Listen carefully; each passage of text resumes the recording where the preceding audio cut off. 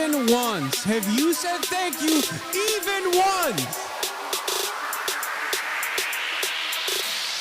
We have to win more. What's going on, everybody? I hope everyone's having a fantastic evening, afternoon, pre-noon, no matter where you are in the world. I'm Hassan Piker, and this is the HASANABI broadcast coming to you live from sunny California, Los Angeles. Sunny but cold California, Los Angeles. Folks, we're live and alive, and I hope all the boys, girls, and MBs are having a fantastic one because today's a beautiful day. Today's a wonderful day. Today is Liberation Day. Ladies and gentlemen, boys, girls, and NBs, we are live, we are alive, and we are liberated. We are liberated from the money in our wallets. We are liberated from the retirement funds. It's so much better if you don't have a financial future. It's so much better. Don't you feel liberated? Have you said thank you once? We are liberating ourselves from potentially the trials and tribulations of existing in an environment where you have money in your pocket. If only you said thank you more times. If you had said thank you more than once or twice, famously, this wouldn't be the case it is. You just hadn't said thank you enough times. Ladies and gentlemen, boys, girls, and MBs, we are live. We are alive. And I hope everyone's having a fantastic Liberation Day. It is 2 days out from April Fools, and yet it feels like we are the fools. It is a joke. We are the punchline. We are cooked. So is the market. But what are you going to do about it? There's not really much you can do about it at all. There's not anything you can say or do about it. There's things just kind of happen, and you just sit there and you take it. What are we going to do? Fuck it, we ball, baby. That's how it is. You know, what are you going to do? Are you just not going to buy shit? Oh, yeah. Okay, things are more expensive. Well, what are you supposed to do? Not fucking buy things? All right, well, good luck. Donald Trump, he's done it again, the absolute mad lad. I'll get into that. But before I do that, I'm going to talk about how I've liberated myself, how I've relieved myself. Remember, when all else fails, you can still come. That's free, at least for the time being. I ended the broadcast last night, played some Kingdom Come Deliverance as always, and, you know, that's pretty much it. Woke up early in the morning, went to the park, was going to play some basketball. Then I realized Dan LEBATARD, remember Dan? He has a podcast. He used to be at ESPN. Remember a couple months ago, I went, cut my workout in the morning early to go to the Dan LEBATARD podcast, only to arrive at an empty facility with a bunch of confused people because it was a rental studio. I talked about this before. I was supposed to do this podcast, but management actually had scheduled it for, they had demanded to schedule this like 2-3 months in advance. So my management team thought that it was like the week next, even though it was the week next, but 2 months later. And this morning I actually did have the podcast, but I forgot that I had the podcast this morning. So I woke up, went to the park, checked my schedule and go, oh my God, today is the day. Had to quickly leave the park, get back home, drop Kaya off, and go do the pod. It was actually very good. I highly recommend you guys listen to it when it comes out. It's going to be awesome. It was very thoughtful. It was not very political. It was great. Did he try to get you emotional? He does that a lot. He did. He didn't really succeed because I'm crazy, but I'm emotionless, but he did try. I mean, that's it. There's really not much. I just did the Dan LEBATARD podcast, and it was great. And I hope you guys like it when it comes out. I hope you listen to it, and I hope you like it. He is getting litigious, trying to silence pro-Palestine voices. Bad Empanada and Noah, they've been served.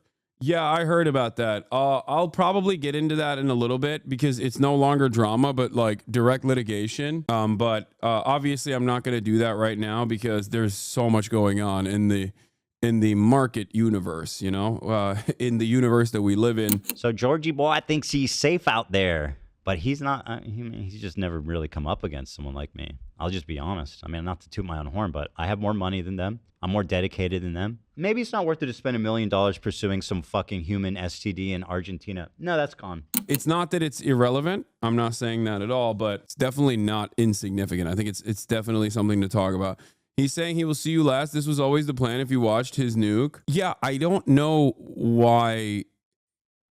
I say this quite a bit, but I just don't know why he's doing this. I really don't. I don't know. That's it. They were not served. It was a request letter. Yeah, it's a cease and desist request letter, and it has no motion behind it.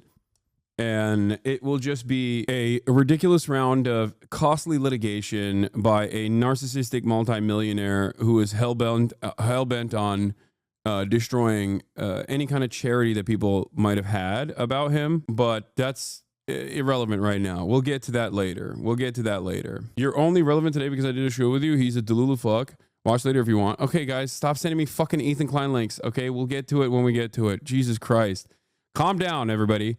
There are adults here that don't give a fuck about Ethan Klein having an extended crash out for the past 6 months because he loves what Israel is doing and wants to defend it aggressively.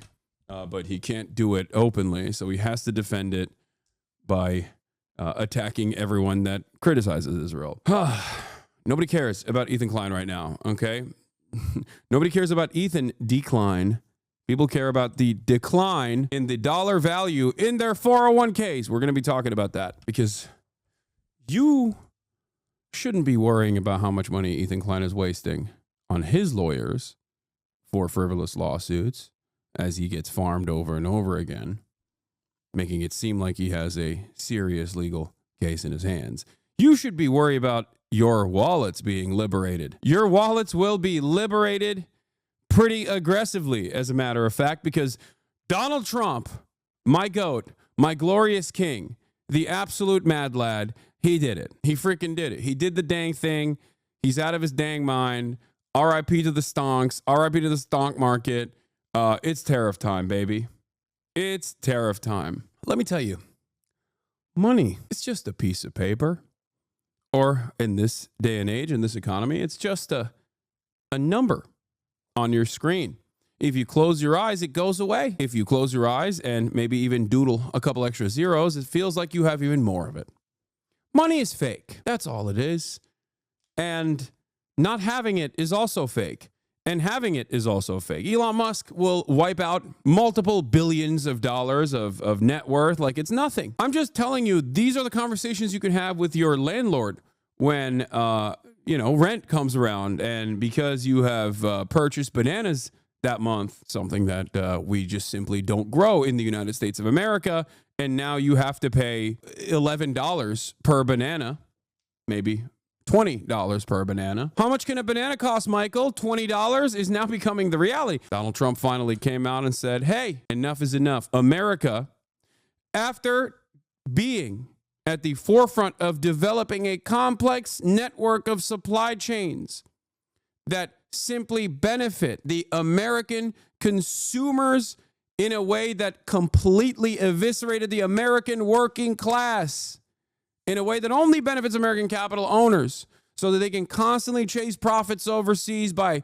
manufacturing goods and products and commodities overseas and completely gutting the American middle class and the American working class, leaving them in destitute circumstances. Donald Trump said, enough is enough. We ate good with global trade, with free trade for quite a long time, and we want to eat even better somehow.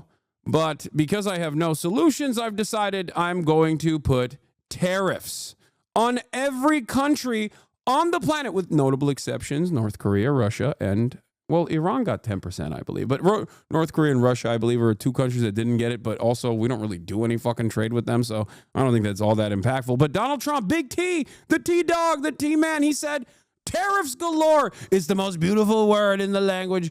As businesses and companies prepare to raise prices on everything from clothing to groceries. I can't tell. Is this good? Every country got slapped with a tariff so bad that countries that got 10%, like Turkey, were like, okay, he likes us. Donald Trump is behaving like an abusive husband. Donald Trump is behaving like an abusive father, beating the shit out of everybody. And the ones that only get the backhand one time are going, oh, he must like us a lot. That's the situation in front of us right now. That's what's going on. But experts warn those tariffs will only lead to higher prices on everything from groceries to clothing, iPhones to cars. Some analysts say in a worst-case scenario, it will cost close to $1,800 for every American, $7,200 for a family of four. I'm being so for real when I say this. The entire thing that holds American society right now together is treats and the affordability of treats and basic goods, okay? When that goes away, Americans, I think, which are otherwise incredibly servile and also brain rotted with peasant mindset, will actually riot. I think Americans will riot like the French did. If their treats are that expensive, if their food is that expensive, and then paired up with like obvious layoffs that come through, recession or the Great Depression, the greatest depression of all, cheap commodity consumption is the real riot tax in this country beyond the marginal benefits that you can potentially claw through the welfare structure. I'm telling you, this is huge. You do not need the new iPad. You do not need the new cell phone. You do not need the new video game console. You want them. There's a big difference. And if you look at the people whining about the tariffs, I challenge you to ask them how their lives have been affected in any way. This right here would lead to someone getting assassinated if it was like a leftist saying this under Joe Brandon. And some did. Some did say this. You know what happened to them? Joe Brandon lost. Kamala Harris lost. This is psychotic. The tariffs haven't even hit yet, and this motherfucker's already defending the price increases. Amazing. I love that. I love that so much. It is fucking hilarious. This has real first Trump era COVID is about to hit vibes. This moment right here is a very unique one. Donald Trump yesterday said this is a historical moment. I agree. It kind of feels like we are at the precipice of something very interesting. It kind of feels exactly the same way that I felt right around when people started taking COVID a little bit more seriously, when we were like, wait a minute, people are kind of dying. What's going on here? What is this? Is this an issue? The short and sweet of it all. Free trade is ass. Free trade is horrible for the domestic manufacturing output, the labor in this country, and it's also predicated upon the consistent domination of the global South in an effort to have much cheaper slave labor elsewhere. Without that, maybe you could actually arrive at a theoretical free trade through currency exchange rates and things of that nature, but without imperialism, maybe you could have some semblance of free trade. Understandable. Because then if everyone's material conditions are elevated to a degree where there's a price parity and there's a parity and an equilibrium, a benefits parity, if you want to call it that, then obviously there could be some semblance of free trade. But with imperialism, there is no real free trade. Free trade is, of course, a mechanism to displace the domestic labor and outsource it. And it was done by American business owners, people like Donald Trump. Make no mistake. When Donald Trump says these other countries are fucking us over, not anymore, he's lying to you. He's trying to hit a nationalist angle here, but it's the fucking American business owners that wrote the book. It's American capital that wrote the book. It's American capital that gladly shipped those jobs overseas. Make no mistake. When Donald Trump says, oh, it's China, they're fucking us up, he is lying. He said it was past presidents and our government, you idiot. No, you are the idiot because you don't understand. It is not our past presidents and our government. It is American capital owners that betrayed the American working class. Shut the fuck up and listen to the adult in the room who's explaining to you. Because guess what? All of those free trade agreements would be meaningless if American capital owners were like, yeah, no, I'm not going to actually move manufacturing to become more competitive in the global marketplace. Move manufacturing overseas, offshore labor like that. Through the government and trade negotiations, ain't nobody made your father's boss move the factory to fucking China at gunpoint. They did that voluntarily. They wanted that to happen. That's why they wrote the fucking rules. You're wrong. I'm shaking you. I'm shaking you like a baby until you are no longer wrong. And as is the case with American antitrust, as is the case with everything in the United States of America, it yielded tremendous profits for corporations, for the super wealthy, a mass consolidation of wealth and power at the tippy top. Having said that, it also came with cheap consumable items, cheap commodities. So consumers were servile.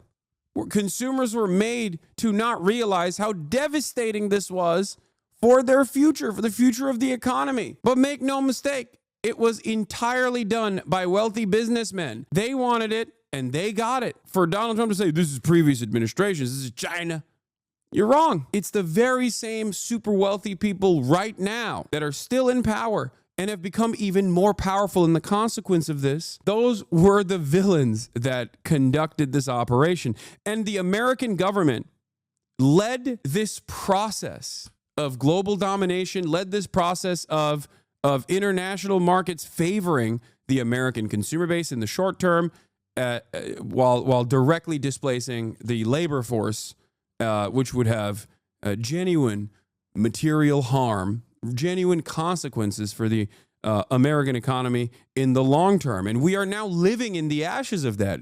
That's why I talked about the difference between looking at Chongqing 30 years ago in China versus now on a trajectory of growth and prosperity versus a place like Gary, Indiana, or Detroit, which is on a downward trajectory. I need you all to understand cheap televisions and cheap consumer goods gave Americans the feeling of wealth. And because of endless domination overseas, specifically on the global south, unequal exchange of the global south, Americans, comparative to the living standards of the global south that were being dominated, were better off for sure. Having said that, however, wealth is still relative domestically. You match those who have not against those who do have it, right? And in that process, I think wealth disparity grew tremendously in this country.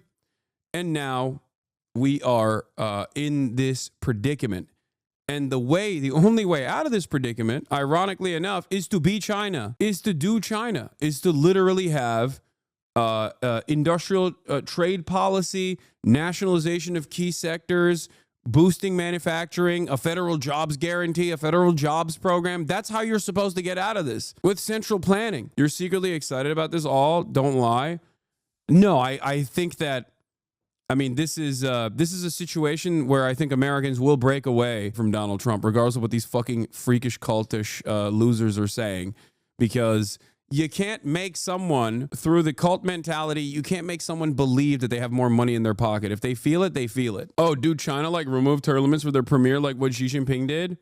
Yeah, ironically enough, that question you're presenting is exactly what we are doing. We're doing the bad parts of Chinese governance and not the good parts of Chinese governance. America already had a surveillance state. It is accelerating. America, at the very least, cared about like a theoretical free speech. It's eroded. We're moving in the Chinese direction in all the worst ways, in all the wrong ways, and not moving in the Chinese direction in all the best ways, in the right ways. Even development, rapid urbanization, massive infrastructure projects, massive infrastructure expenditures. This is the problem, because people ask like, what's next? How do we get out of this? How do we get out of this rut? And the reality of the matter is you only get out of this rut with serious government investment. That's the only way to get out of this. You cannot rely on the capital owners that put you in this fucking place, put you in this problem to begin with. You cannot rely on the magnanimous nature of capital owners. You cannot bully them through tariffs to boost manufacturing domestically. That process will take far too long. You still have to have serious control